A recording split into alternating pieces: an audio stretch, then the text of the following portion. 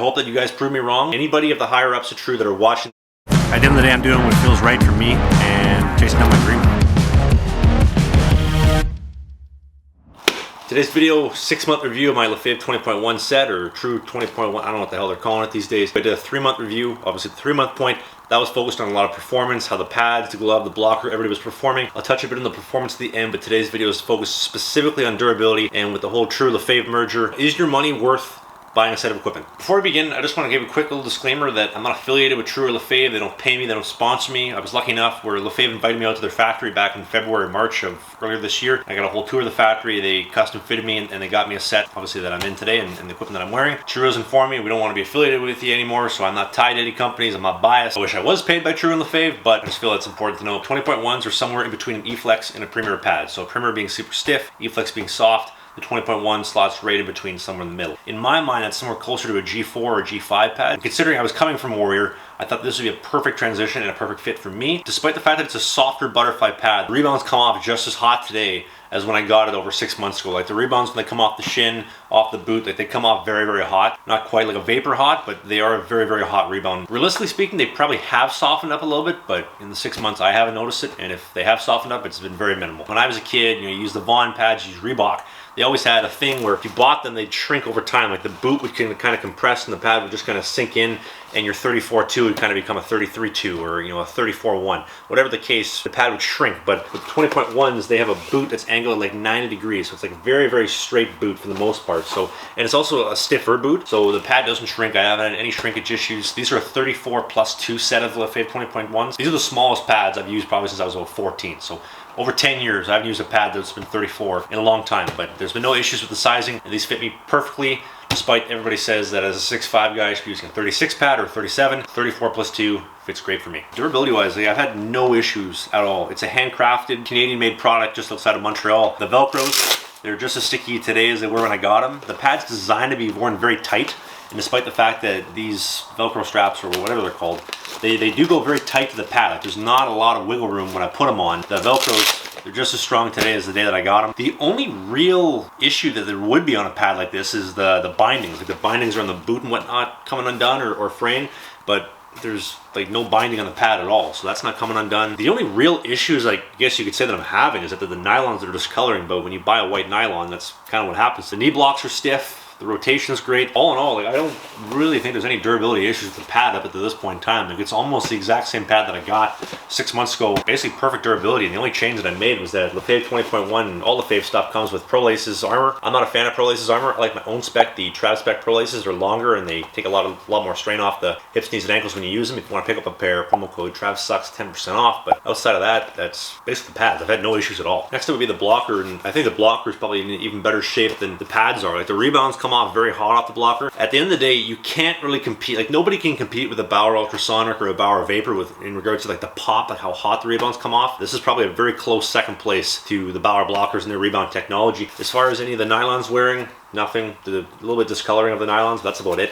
The real only issue I'm having on the blocker, and hopefully you can see this here. So on the palm here, this is a sure grip material. So they have like a protection piece, like an extra padded piece to stop vibrations from, pucks hitting the shaft of the sticks. And that's the only real issue I'm having, is that right up in here, it's starting to fray a little bit. But I had that in previous Reebok blockers, like when I had a Premier 4 set or any other stuff like that. Like I've had a little bit of fraying in there. Outside of that, like there's no issues with the blocker at all. Like finger protection's not wearing down. The sidewall of the blocker, you hear that this thing's rock solid. It's been 6 months. The rebounds come off hot. It feels great. Nothing's ripping. Short of having some puck marks, a little ripping on the palm, this is basically in mint condition from when I got it. Like, nothing's changed. And I think it goes to the testament of what you really get when you pay for a Canadian-made product, when it's handcrafted in Canada by somebody making a real wage, having a real job that actually gives a shit about their job.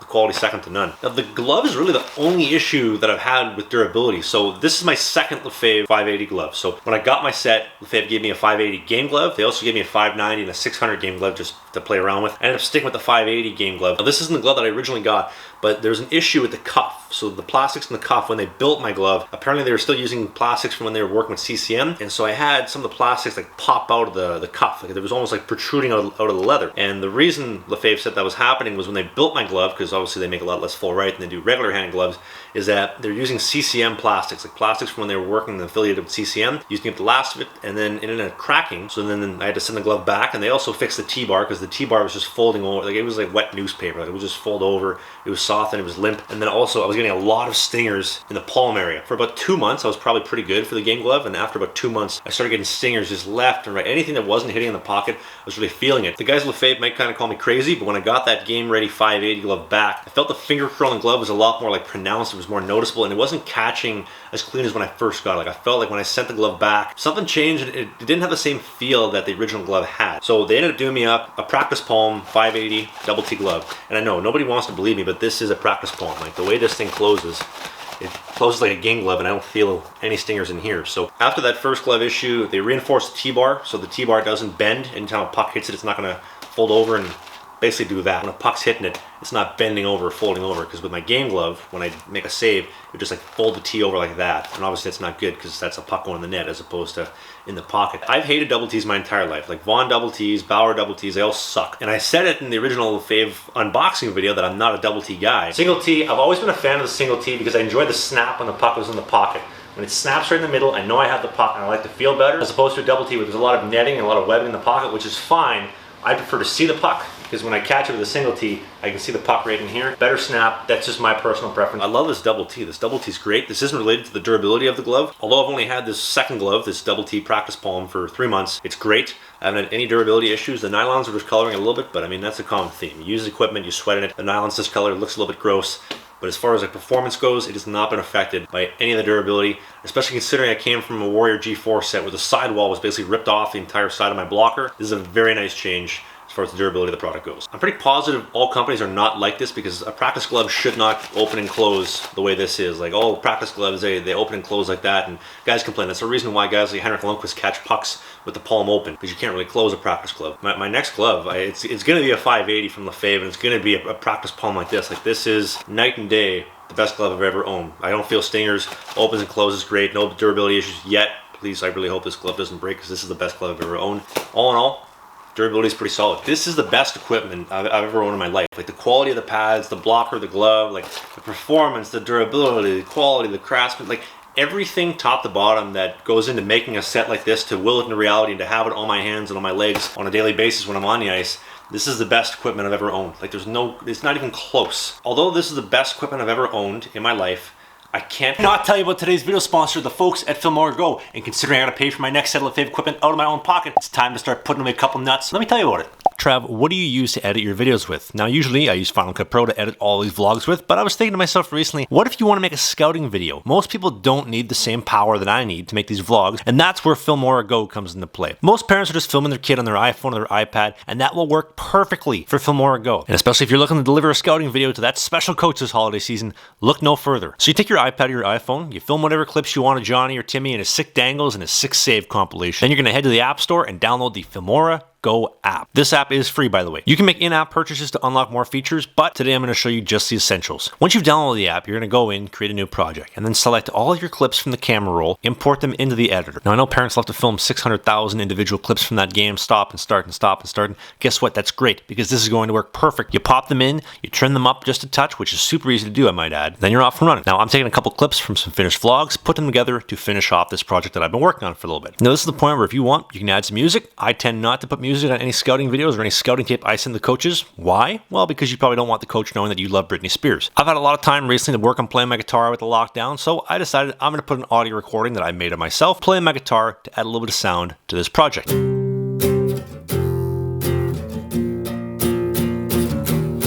It's simple as that. You simply export and you're good to go. It is that simple. Now you got a great quality scouting video ready to send to any coach, any scout, and they'll be blown away with how great it is. Now here's the deal. You go to the first link in the description, you can pick up the Filmora Go app. It's great for making scouting videos. And if you're like every Tom, Dick, and Harry that wants to scout their kid and get into the National Hockey League, this is the app that you gotta get. Thanks again to the folks at Filmora for overpaying me for this ad. I love getting paid for this shit.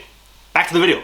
If you have ever watched a video I've ever put on this channel, you know one thing I love hockey, and I hate Bauer. I've had bad experiences with a couple of brand managers in the past. I don't like some of the reps. The reasons that I'll maybe put into another video another day when I feel like spilling the beans, but I don't like Bauer. I'm wearing a custom Bauer Ultrasonic skate after I had a set of VH skates, True Skates. VH was a Winnipeg-based company making handcrafted, Canadian-made skates, a Canadian-made product, mom and pop vibe, mom and pop shop, with a passion for goaltending, for a passion for hockey, with the goal of helping to problem solve and create a product that would help guys make more saves, to skate better, to become better at hockey. And I think that's a pretty fair assessment. When True bought VH, I was told by the folks at VH, don't worry, nothing's changing, everything's gonna be the exact same as before. True's giving us a little bit of dough, they're gonna invest some cash into us so we can kind of do a little bit more research and development, make the products better. I'm standing here in front of you today to say that 4 years after that, I bought a custom set of VH skates in 2016. I used those for about a year and a half, 2 years. True then sent me a custom set of two-piece skates on the house, custom set for me to do videos on. I had a bunch of durability issues, plastics coming undone, glue all over the skate, like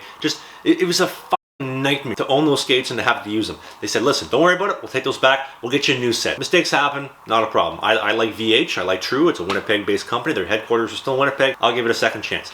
Same thing happens again. True sending me sticks as well on top of it. Like, I think they sent me like 3 top of the line $300 sticks, and they all would break in 3 to 4 weeks, 3 to 6 weeks, whatever the case may be. They weren't lasting at all. And during the course of using the skates, using the sticks, I would bring issues to the table. Like, for example, hey, the cuff plastics are breaking, the T-bar should be reinforced. Lefebvre says, hey, we'll take that into consideration. Same thing with VH. The skates could use a little bit of this, a little bit of that. I started getting a first-hand experience from behind the scenes working with True and their social media management team, whatever you want to call them. And at no point did I ever hear, hey, can you tell us a little bit more about that? Because we'd like to take that into consideration to make the product better. Responses I would get, hey, we have a new product coming out. We have a new trailer coming out. You want to post about this? Do you want to talk about our new products? We're no longer problem solving, trying to make better skates that are Canadian made to help goaltenders. We're making skates to make money. I love the Lefebvres. I love what they're doing. I love the equipment. I've been told the exact same thing. Nothing's going to change. This is going to be a Canadian made product. They have no say over the final product. But after my experience, both professionally and working with their social media team, their marketing team to promote products, and the actual experience that I have with the products themselves, I can't sit here and say that I can see things being differently. The people around the show, True, I challenge you guys to honestly not f up what Lefebvre's done. Called it when they bought VH and they started making the changes to go to a more corporate, more mass-produced option. Dave McNally, Jorgi Arkenbach, anybody of the higher-ups of True that are watching this and are going to get offended and get all pissed off that I'm talking about the product in this way, this is a challenge because I want to see great things. I want to see True by Lefebvre pads succeed and become the best product on the market because you have everything lined up to make a successful product. But with the way things are sitting here today, I can't sit here and say, I believe True is going to do a good job. In fact, I think it's going to be the opposite. I think True is going to ruin everything that Lefebvre has going. My loyalty is to the people that watch the videos. Their loyalty is to their stockholders and to try to make some money. When all the higher ups at True and Lefebvre see this video and they're gonna get pissed off and put my face on a dartboard for the remainder of time, I hope that you guys don't take this personally. I want True to be great. I want Lefebvre to be great. I want formerly VH to be great because I love the Canadian economy. I want to support a Canadian made product. I can't sit here today and say that I support it. I hope that you guys prove me wrong and make me eat shit and sit here in front of the camera in a year from now and 6 months from now and say, wow, was I wrong? That's going to conclude the review. 6-month review, Lefebvre 20.1, going to be True 20.1. If you enjoyed the video, a couple more reviews coming up very soon. Ultrasonic skates, Insta360 1X2. A couple of reviews coming up since we are currently on lockdown here in Sweden for playing hockey anytime soon. Thanks for watching the video. Promo code TRAVSUCKS, links in the description for some awesome products, and I will see you when the next video goes up. Thanks for watching.